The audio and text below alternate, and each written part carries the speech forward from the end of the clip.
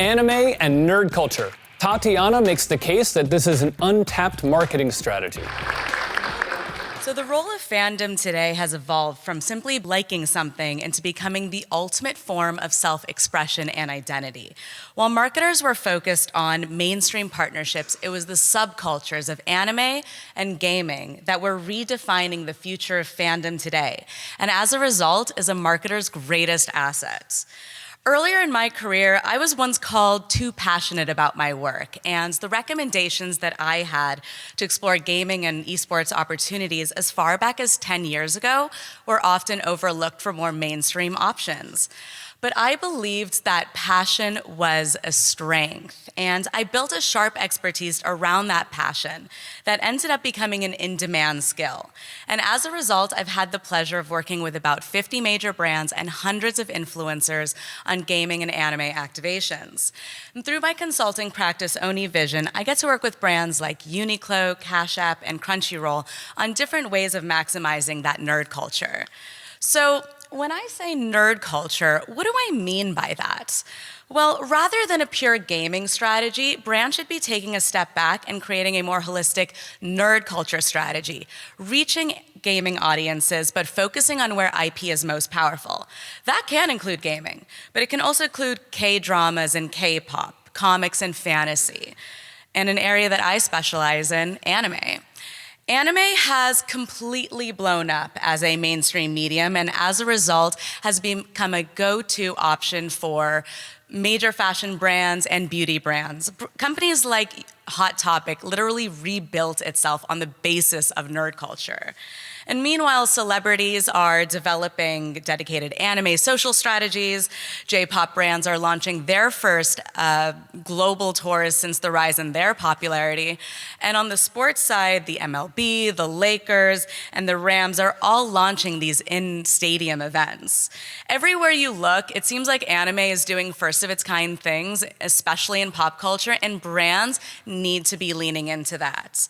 So then how do we take that fandom and translate that into impactful activations? Well, firstly, we need to uncover the mutual loop of inspiration that's occurring between Western culture and nerd culture. And we're already seeing the embrace of that in a pretty big way with the embrace of Eastern culture with a Western lens, especially through the popularization of cosplay, boba tea, K-beauty, and more. So we can then take that and find ways to lean into cross-culture from there. Some of the best activations understand that fandom goes beyond just watching and playing. It's about the food we eat and the things we wear and the music we listen to and the experiences we pursue. The 2024 Olympics was a great example as athletes celebrated their biggest ever moments with anime poses, but no brands actually took advantage of that trend. And can you imagine, for instance, a fitness brand doing an Olympics campaign with anime-like feats that Olympians can do? And that's why we need to take advantage of these trends and be on top of it. The nerd culture calendar is filled with literally hundreds of events and anniversaries. It's great for us. It means we can take advantage of so many things, but we have to prioritize brands with relevance and scale like Uniqlo, who their always-on relevance has really captured the pop culture audience, and you see their shirts everywhere. An additional recommendation is to not take yourself too seriously as a brand, because anime and gaming are about having fun, but time and time again, marketers are focused too much on making their content feel like ads.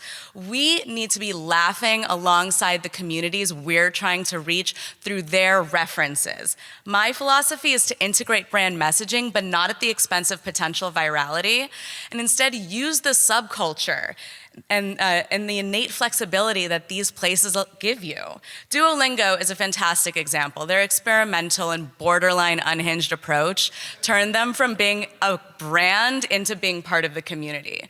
And you know, after all, we are in Austin. So let's celebrate the art of keeping things weird, because there's really no better place to be doing that than in nerd culture.